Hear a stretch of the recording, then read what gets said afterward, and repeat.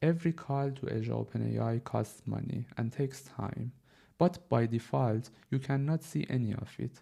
No token counts, no latency, no cost. The requests happen.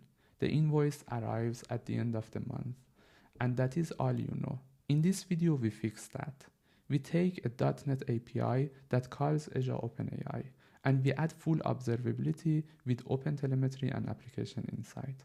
At the end, you will see this dashboard. Token usage over time, latency percentiles, estimated costs per request, requests per model, and the 10 most expensive requests, all live, all from your own telemetry. Everything is in a public GitHub repo, including the Terraform and the dashboard. Link in the description. Let's start. Here is our starting point. It is the app from my previous video, a minimal ASP.NET Core API with one endpoint, post/chat. It sends the message to a GPT 5.4 mini deployment on a Microsoft Foundry resource. There are no API keys anywhere. The app uses default Azure credential. Locally, that is my Azure CLI login. On App Service, it is the System Assigned Managed Identity. Keys are disabled on the Foundry resource itself. If you want the details of that setup, watch the previous video first. Link in the description and in the card. Today, this app is only the baseline. Right now, it is blind. Let's give it eyes. Let's send the request to our API. The request works, but where did it go? How long did the model take? How many tokens did it use? We have no idea. That's the problem. The plan has 3 parts. 1. Infrastructure. We add a log analytics workspace and application insights with Terraform. 2. The .NET side. We add OpenTelemetry with the Azure Monitor distro. It sends traces and metrics to application insights. Then we record our own custom metrics, prompt tokens, completion tokens, latency, and an optional cost estimate. 3. The dashboard, an Azure Workbook that turns those metrics into charts, also deployed with Terraform. First, the infrastructure. We added 2 new resources to our Terraform file from the previous video. A log analytics workspace, this is where the telemetry data is actually stored, and application insights. Connected to that workspace with the workspace_ID property. Application Insights today is workspace based. The data lives in log analytics, and App Insights is the application view on top of it. The important output is the connection string. For the deployed app, Terraform puts it directly into the app service settings as application insights _connection_string. Remember this exact name. The .NET side will find it by convention. We will see that in a minute. That is the infrastructure. Run Terraform apply and both resources exist. Now the .NET side. Here is the part I like most. The core setup is 4 lines. 1 NuGet package, Azure.monitor.OpenTelemetry.ASP.NET Core. This is the Azure Monitor OpenTelemetry distro. We can see the NuGet package in the project file. And in program.cs, add OpenTelemetry. Then use Azure Monitor. This one call wires up traces, metrics, and logs. It also includes instrumentation for ASP.NET Core and for HTTP client. That means every incoming request and every outgoing HTTP call, including the call to Azure OpenAI, shows up in the traces automatically. We write 0 code for that. It reads the connection string from application insights _connection_string by convention, no extra configuration. One detail, I wrap the whole block in an if check. If the connection string is not set, the app simply runs without telemetry. That is useful locally before the infrastructure exists. The 2 extra lines with metrics and with tracing subscribe our own instruments. Those come next. Automatic instrumentation gives us traces and latency, but it cannot know what a token is. That part is our job. All custom instruments live in one small class, telemetry.cs, a method that is the standard dotnet metrics API, System.Diagnostics.Metrics, no special OpenTelemetry types, 3 counters, param tokens, completion tokens, and total tokens, and 2 histograms, request duration in milliseconds and estimated costs in dollars. Now, where do the values come from? Here is the good news. Every non-streaming chat completion already carries its own usage data. Completion.usage. Input tokens, output tokens, total.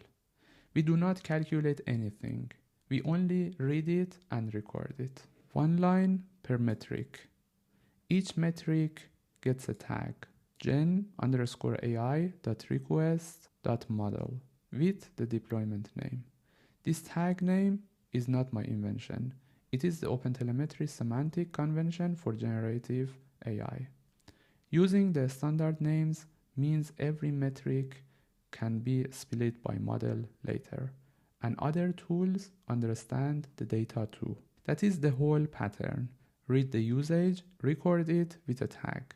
Done. One more thing in the endpoint, a custom span, telemetry.activitySource.startActivity with the name chat completion. Again, this is the standard .NET API, activity source. OpenTelemetry picks it up because we registered the source with tracing. Why do this? A structure. The ASP.NET Core request is the parent. Our chat completion activity sits inside it, and the outgoing HTTP call to Azure OpenAI becomes a child of our activity. So one trace tells the full story. Request came in, we started the chat completion, the model call took this long, and here are the token counts. Because we also set them as tags on the activity. We will see exactly this picture in Application Insights in a moment. One small extra, an estimated cost per request. 2 settings, input price and output price in dollars per 1 million tokens. Both are 0 by default, and while they are 0, the feature is off. Why config and not hard-coded numbers? Because prices change. If I put today's prices into the code, the repo is wrong in 3 months. So you check the current Azure OpenAI pricing for your model and region. You put the numbers into the config, and only then the app records a cost metric. The math is simple. Input tokens times input price plus output tokens times output price divided by 1 million, recorded as a histogram, and also written as a tag on the span. That tag makes a nice query later, the most expensive single requests. Time to run. The app needs 2 settings locally, the endpoint and the application insight connection string. I put both of them in appsetting.local.json. This file is git ignored and never published. Now, one request makes an empty chart. So the repo includes a small load generator under the tools folder. A console app about 70 lines. It sends 40 requests with mixed prompts, short questions and long ones with a random delay between them. So I would run this app to generate some logs in Application Insights. Short prompts produce small token counts, long prompts produce large ones. That spread is what makes the charts look real. While this runs, let's go to the portal. Application Insights needs a minute or 2 to ingest the data anyway. Here is the Azure portal and our resource group with all resources that we have created. If we go to Application Insights under search, here is one request end to end. The post/chat request at the top, inside it our custom span, chat completion, And inside that, the HTTP call to Foundry resource. That one came free from the HTTP client instrumentation.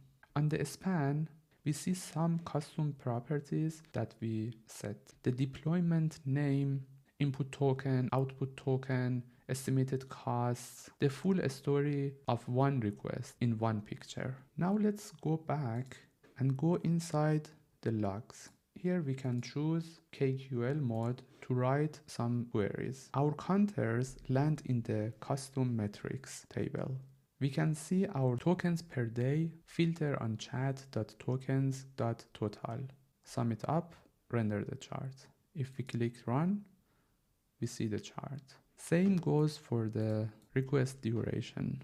If I run it, we can see the latency per deployment. Same table, chat.request.duration, split by the model tag. All queries are in the README, ready to copy. KQL is fine for engineers, but not everyone wants to write queries. So the repo also deploys this workbook with Terraform. If I open it, we can see the different charts that we created. Tokens over time, prompts versus completion, latency, estimated costs, requests per model, and the top 10 most expensive requests. We have also a time range here and can change it to, for example, last 24 hours and see the data in that period. One practical tip for the Terraform part: do not write workbook JSON by hand. Build the workbook in the portal, export it in the advanced editor as a gallery template, and put the JSON file in the repo. If we look at our Terraform file, here you can see the resource for the workbook, and it has a data JSON, and we load that from this file. When you export your workbook, you can put it here, and Terraform then deploys it with template file and injects the application Insights resource ID. Let's summarize. One NuGet package and 4 lines wire up OpenTelemetry with application insights. The usage data is already in every response. You only record it. Standard dotnet APIs, Meter, and activity source are all you need. And the workbook makes it visible to people who do not write KQL. The full code, the Terraform, and the workbook JSON are in the repo. Link in the description. If it was useful, subscribe. Next, I build on this setup. Thanks for watching.